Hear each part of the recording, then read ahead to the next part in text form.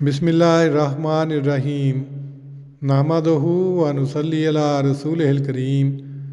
صحیح البخاری کتاب الصلاۃ باب 6 اذا کان الثوب ضیقا، یعنی جب کپڑا تنگ ہو۔ حدیث نمبر 361۔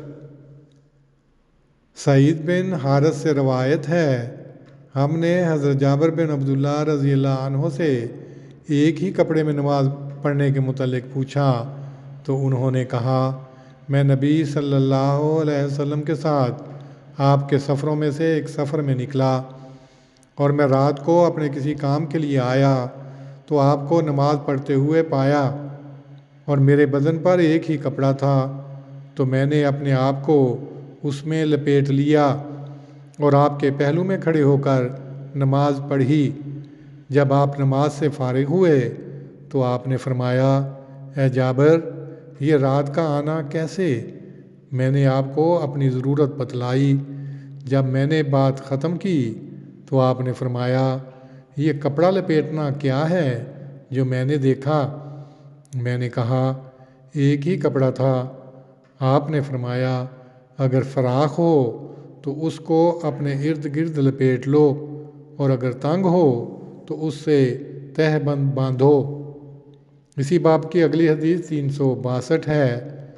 حضرت سہل رضی اللہ عنہ سے مروی ہے کہ انہوں نے کہا، کچھ لوگ بچوں کی طرح اپنی گردنوں پر اپنے تہبند باندھے ہوئے رسول اللہ صلی اللہ علیہ وسلم کے ساتھ نماز پڑھا کرتے تھے، اور عورتوں سے کہا جاتا تھا کہ اپنے سر اس وقت تک نہ اٹھاؤ جب تک کہ لوگ سیدھے ہو کر نہ بیٹھ جائیں۔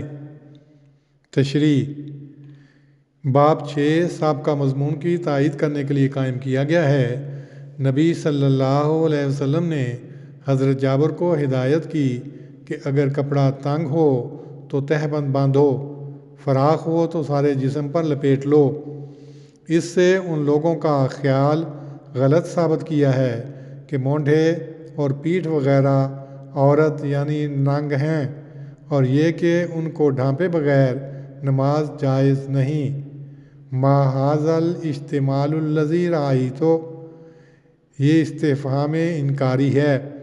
آپ صلی اللہ علیہ وسلم نے اسے ناپسند فرمایا کیونکہ اس سے نچلے حصے کے ننگا ہونے کا احتمال ہے۔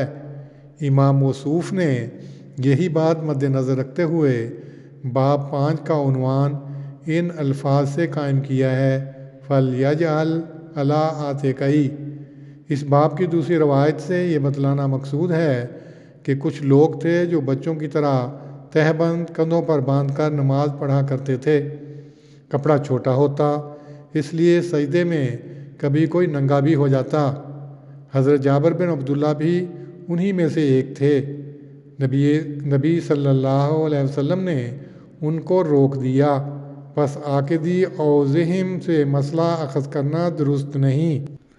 باب 3 کا مضمون آخر میں دہرا کر زیر بحث مسئلے کی اصلیت واضح کر دی گئی ہے کہ اگر کپڑا فراخ ہو تو کندھوں سمیت سارے جسم کو ڈھانپ لے، اور اگر تنگ ہو تو پھر بدن کے نچلے حصے کو ڈھانپے۔ عاقدی اوضحہم کی روایت کے بموجب تقلید بہر کیف ضروری نہیں۔ اللہم صلی علی محمد وعلی آل محمد کما صلیت علی ابراہیم وعلی آل ابراہیم انک حمید مجید۔